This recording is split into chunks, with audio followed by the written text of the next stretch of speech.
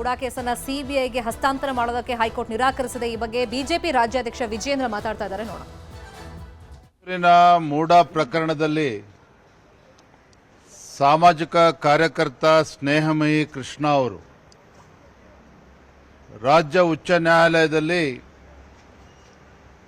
ಏನು ಈ ಸಂಪೂರ್ಣ ಪ್ರಕರಣವನ್ನ ಸಿಬಿಐ ತನಿಖೆಗೆ ವಹಿಸಬೇಕು ಅನ್ನುವ ಅರ್ಜಿಯನ್ನು ಅವರು ಹಾಕಿದ್ರು. ಆ ಅರ್ಜಿಯನ್ನ ಮಾನ್ಯ ರಾಜ್ಯ ಉಚ್ಚ ನ್ಯಾಯಾಲಯ ತಿರಸ್ಕರಿಸಿದ್ದಾರೆ. ಸಿಬಿಐ ತನಿಖೆ ಕೋರಿರ್ತಕ್ಕಂಥ ಅರ್ಜಿಯನ್ನ ತಿರಸ್ಕರಿಸಿದ್ದಾರೆ. ಅದರ ಅರ್ಥ ಮುಖ್ಯಮಂತ್ರಿ ಸಿದ್ದರಾಮಯ್ಯನವರು ನಿರಪರಾಧಿ ಅಂತ ಹೈಕೋರ್ಟ್ ಹೇಳಿಲ್ಲ. ಸಿದ್ದರಾಮಯ್ಯನವರು ಮೂಡಾ ಪ್ರಕರಣದಲ್ಲಿ ಅವರ ಮೇಲೆ ಆರೋಪ ಏನು ಬಂದಿದೆ, ಆರೋಪ ಮುಕ್ತರನ್ನಾಗೇನು ಹೈಕೋರ್ಟ್ ಮಾಡಿಲ್ಲ. ಸಿಬಿಐ ತನಿಖೆ ಕೊಡೋದಿಲ್ಲ ಅನ್ನುವ ತೀರ್ಪನ್ನ ರಾಜ್ಯ ಉಚ್ಚ ನ್ಯಾಯಾಲಯ ಹೇಳಿರ್ತಕ್ಕಂಥದ್ದು. ಭಾರತೀಯ ಜನತಾ ಪಾರ್ಟಿ ನಾವೇನು ಹೋರಾಟವನ್ನು ಕೈಗೊಂಡಿದ್ವಿ, ಬೆಂಗಳೂರಿನಿಂದ ಮೈಸೂರಿಗೆ ಪಾದಯಾತ್ರೆ ಮಾಡಿ ಮುಖ್ಯಮಂತ್ರಿಗಳ ಕುಟುಂಬ ಏನು ಸಿಲುಕಾಕೊಂಡಿತ್ತು ಮೈಸೂರಿನ ಮೂಡಾ ಹಗರಣದಲ್ಲಿ, ಆ ಹೋರಾಟಕ್ಕೂ ಕೂಡ ನಮಗೇನು ಹಿನ್ನಡೆ ಆಗಿಲ್ಲ. ಲೋಕಾಯುಕ್ತದಲ್ಲಿ ತನಿಖೆ ನಡೀತಾ ಇದೆ, ಇಡಿನೂ ಕೂಡ ತನಿಖೆ ನಡೆಸ್ತಾ ಇದ್ದಾರೆ.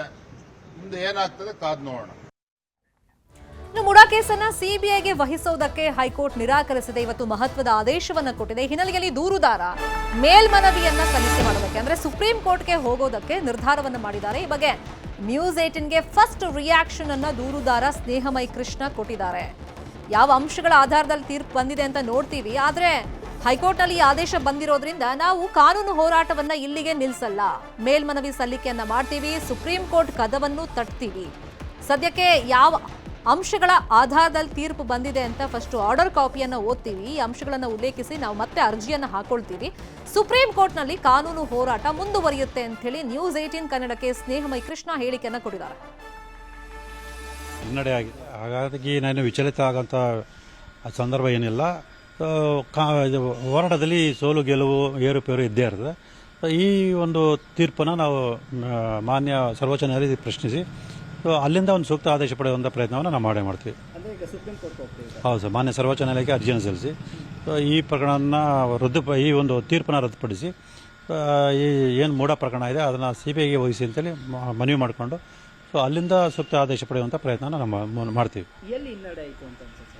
ಸರ್, ಅದು ತೀರ್ಪು ನೋಡಿದಾಗಲೇ ಓದ್ದಾಗಲೇ ಗೊತ್ತಾಗುತ್ತೆ ಯಾವ ಅಂಶಗಳನ್ನ ಇಟ್ಕೊಂಡು ಮಾನ್ಯ ನ್ಯಾಯಾಲಯ ಈ ತೀರ್ಪು ನೀಡಿದೆ ಎಂದು ಗಮನಿಸಬೇಕಾಗುತ್ತೆ. ಅವೆಲ್ಲ ಅಂಶಗಳನ್ನು ಮಾನ್ಯ ಸರ್ವೋಚ್ಚ ನ್ಯಾಯಾಲಯ ಗಮನಕ್ಕೆ ತಂದು ಅಲ್ಲಿಂದ ಸೂಕ್ತ ಆದೇಶ ಪಡೆಯುವಂತ ಕಾನೂನು ಹೋರಾಟನ ನಾವು ಮಾಡ್ತೀವಿ.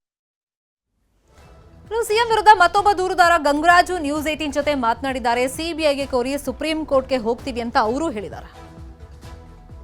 ಮೂಡಾ ಹಗರಣ ವಿಚಾರವಾಗಿ ಲೋಕಾಯುಕ್ತ ತನಿಖೆಯಲ್ಲಿ ನಮಗೆ ನಂಬಿಕೆ ಇಲ್ಲ, ಹಾಗಾಗಿ ಈ ಪ್ರಕರಣವನ್ನು ಸಿಬಿಐಗೆ ವಹಿಸಬೇಕು ಅಂತ ದೂರುದಾರ ಸ್ನೇಹಮಯಿ ಕೃಷ್ಣ ಅವರು ಅಪೀಲ್ನ ಹೋಗಿದ್ರು. ಇದೀಗ ಅಪೀಲ್ನ ಹೈಕೋರ್ಟ್ ತಿರಸ್ಕರಿಸಿರುವಂಥದ್ದು. ಸಿಬಿಐಗೆ ಈ ಪ್ರಕರಣವನ್ನು ವಹಿಸದೆ ರದ್ದು ಮಾಡಿರುವಂಥದ್ದು. ಈ ಬಗ್ಗೆ ಮಾತನಾಡಲಿಕ್ಕೆ ಮತ್ತೊಬ್ಬ ಹೋರಾಟಗಾರರಾಗಿರುವಂತಹ ಗಂಗರಾಜು ಅವರು ನನ್ನ ಜೊತೆ ಇದ್ದಾರೆ. ನಾನು ಅವ್ರನ್ನ ಮಾತಾಡಿಸ್ತೀನಿ. ಸರ್, ಈಗ ಸಿಬಿಐಗೆ ವಹಿಸಕ್ಕೆ ಆ ಪ್ರಕರಣವನ್ನು ಏನು ಹೈಕೋರ್ಟ್ನ ನ್ಯಾಯಮೂರ್ತಿಗಳಾದ ನಾಗಪ್ರಸನ್ನ ಅವರು ರದ್ದು ಮಾಡಿದ್ದಾರೆ. ಸರ್, ನಿಮ್ಮ ಮೊದಲ ರಿಯಾಕ್ಷನ್? ಸರ್, ಈಗ ರದ್ದು ಮಾಡಿದ್ದಾರೆ ಅಂತ ಹೇಳೋಕ್ಕಾಗಲ್ಲ, ಸದ್ಯಕ್ಕೆ ಬೇಡ ಅಂತ ಹೇಳಿರಬೇಕು ಬಹುಶಃ. ಯಾಕೆಂತಂದರೆ ಈ ಮೂರು ತನಿಖಾ ಸಂಸ್ಥೆಗಳು, ತನಿಖಾ ವರದಿಗಳು ಯಾರೂ ಸಹ ಇಲ್ಲಿವರೆಗೂ ಪೂರ್ಣವಾಗಿ ವರದಿನೂ ಎಲ್ಲೂ ಕೊಟ್ಟಿಲ್ಲ, ಅರ್ಧ ಬರ್ಧ ಆಗ್ತಾ ಇದೆ. ಹೀಗಾಗಿ ಈ ಹಂತದಲ್ಲಿ ಸಿಬಿಐಗೆ ಬೇಡ ಅಂತ ಹೇಳಿರ್ಬೋದು ಅಂತ ನನಗೆ ಅನ್ನಿಸ್ತಾ ಇದೆ. ಯಾಕೆಂತಂದರೆ ಇದನ್ನು ಸಂಪೂರ್ಣವಾದ ಇವತ್ತಿನ ಆದೇಶದ ಮಾನ್ಯ ನ್ಯಾಯಾಲಯ ಏನು ಆದೇಶ ಮಾಡಿದೆ ಆ ಆದೇಶದ ಪ್ರತಿ ತಗೊಂಡಾದ್ಮೇಲೆ ಗೊತ್ತಾಗುತ್ತೆ ಏನಾಗಿರುತ್ತೆ ಅಂತ. ಈಗ ನೀವು ಇದನ್ನ ಯಾವ ರೀತಿ ವರ್ಣಿಸ್ತೀರಿ? ಯಾಕಂದ್ರೆ ಸಿದ್ದರಾಮಯ್ಯ ಅವ್ರಿಗೆ ಗೆಲುವು ಅಂತನಾ ಅಥವಾ ಸ್ನೇಹಮಯಿ ಕೃಷ್ಣ ಅವ್ರಿಗೆ ಕೊಂಚ ಹಿನ್ನಡೆ ಅಂತನಾ ಹೋರಾಟಗಾರರಿಗೆ? ನಿಮ್ಗೆ ಕೊಂಚ ಹಿನ್ನಡೆ ಅಷ್ಟೇ. ಕೊಂಚ ಹಿನ್ನಡೆ ಅನ್ನೋದಕ್ಕಿಂತ ಹೆಚ್ಚಾಗಿ ಇಲ್ಲಿ ನಾವು ಏನಿಲ್ಲಿ ಸಿಬಿಐನಲ್ಲಿಗೆ ಕೊಡಿ ಅಂತ ಹೇಳ್ಬಿಟ್ಟು ಕೇಳುವಾಗ ಏನೇನು ನಾವು ನಮ್ಮ ಇದನ್ನ ಅರ್ಜಿಯನ್ನು ಹಾಕಿದ್ವು, ಯಾವ್ಯಾವ ಪಾಯಿಂಟ್ಗಳು ಉಲ್ಲೇಖ ಮಾಡಿದ್ವು, ಅದರಲ್ಲಿ ಈಗ ನೆಕ್ಸ್ಟ್ ಕೇಳಬೇಕಾದ್ರೆ ಆ ಪಾಯಿಂಟ್ಗಳನ್ನ ಕರೆಕ್ಷನ್ ಮಾಡ್ಕೊಂಡು ನಾವು ಮುಂದೆ ಹೋಗಬೇಕು. ಇದೊಂದು ನಮಗೆ ಪ್ಲಸ್ ಪಾಯಿಂಟೇ, ಇದು ಮೈನಸ್ ಅಂತ ಹೇಳಲಿಕ್ಕಾಗಲ್ಲ. ಬಟ್ ಸಿಬಿಐಗೆ ಪರ್ಮನೆಂಟಾಗೆ ಬೇಡ ಅಂತ ಕೋರ್ಟ್ ಹೇಳಿರೋಕ್ಕೆ ಸಾಧ್ಯನೇ ಇಲ್ಲ. ಸದ್ಯಕ್ಕೆ ಇವೆಲ್ಲ ತನಿಖೆ ನಡೀತಾ ಇರಬೇಕಾದ್ರೆ ಈಗ ಸದ್ಯಕ್ಕೆ ಬೇಡ ಅಂತ ನ್ಯಾಯಾಲಯ ಹೇಳಿರ್ಬೋದು. ಇವೆಲ್ಲ ತನಿಖಾ ಸಂಸ್ಥೆಗಳು ತನಿಖೆಗಳು ಪಾರದರ್ಶಕವಾಗಿ ಮಾಡದಲ್ಲಿ ನಮಗೆ ನ್ಯಾಯ ಸಿಕ್ಕಿಲ್ಲ ಅಂದಾಗ ನಾವೇನು ಮಾಡ್ಬೋದು, CBI ಕೊಡಿ ಇದನ್ನ ಇಲ್ಲ ಅಂತ ಕೇಳ್ಬೋದು. ಹಾಗಾಗಿ ಈ ಒಂದು ವಿಷಯಕ್ಕೆ ಸಂಬಂಧಪಟ್ಟಾಗ ನಾವು ಮೊದಲಿಂದಲೂ ಸಹ ನ್ಯೂಸ್ 18 ನಾನು ಈ ಸುದ್ದಿ ಪ್ರಸಾರ ಮಾಡ್ತಲೇ ಬಂದಿದ್ದೀರಾ, ನಿಮಗೆ ಧನ್ಯವಾದ ಹೇಳ್ತಾ ಇದ್ದೀನಿ. ಪ್ಲಸ್ ಅದ್ರ ಜೊತೆಗೆ ನಾವು ಅವಾಗಲೂ ಹೇಳ್ಕೊಂಡೇ ಬಂದಿದ್ದೀವಿ, CBI ಕೊಡಬೇಕು ಈ ಕೇಸ್ನ, CBI ಕೊಡಿ. ಯಾಕೆಂದರೆ ಸ್ವತಃ ಮುಖ್ಯಮಂತ್ರಿಯ ಕುಟುಂಬ ಇನ್ವಾಲ್ವ್ ಆಗಿರೋದ್ರಿಂದ ಇದು ಪಾರದರ್ಶಕವಾಗಿ ಇಲ್ಲಿ ರಾಜ್ಯದಲ್ಲಿ ನಡೆದಂಥ ತನಿಖಾ ಸಂಸ್ಥೆಗಳು ನ್ಯಾಯ ಸಿಗೋದಿಲ್ಲ ಅಂತ ನಾವು ಮೊದಲಿಂದಲೂ ಹೇಳ್ತಿದ್ದು, ಈಗಲೂ ಅದೇ ಮಾತು ಹೇಳ್ತಾ ಇದ್ವಿ. ನ್ಯಾಯಾಲಯದಲ್ಲಿ ಮುಂದುವರಿಸ್ಬೋದು, ಏನು ತೊಂದರೆ ಇಲ್ಲ. ಸುಪ್ರೀಂ ಕೋರ್ಟ್ಗೆ ಹೋಗ್ಬೋದು. ಸುಪ್ರೀಂ ಕೋರ್ಟ್ಗೆ ಹೋಗದೇ ಇದ್ರು ಈ ತನಿಖಾ ಸಂಸ್ಥೆಗಳು ವರದಿ ನೋಡ್ಕೊಂಡು ಸುಪ್ರೀಂ ಕೋರ್ಟ್ಗೆ ಹೋದು ಇನ್ನೂ ಭಾರಿ ಒಳ್ಳೆಯದು ಅಂತ ನನಗೆ ಅನ್ನಿಸ್ತಾ ಇತ್ತು. Thank you. ಇದಿಷ್ಟು ಹೋರಾಟಗಾರ ಗಂಗರಾಜ್ ಅವರ ಮಾತುಗಳು. ಕ್ಯಾಮ್ರಾ ಪರ್ಸನ್ ರಾಹುಲ್ ಜೊತೆ ಆನಂದ್ KS, ನ್ಯೂಸ್ 18 ಮೈಸೂರು.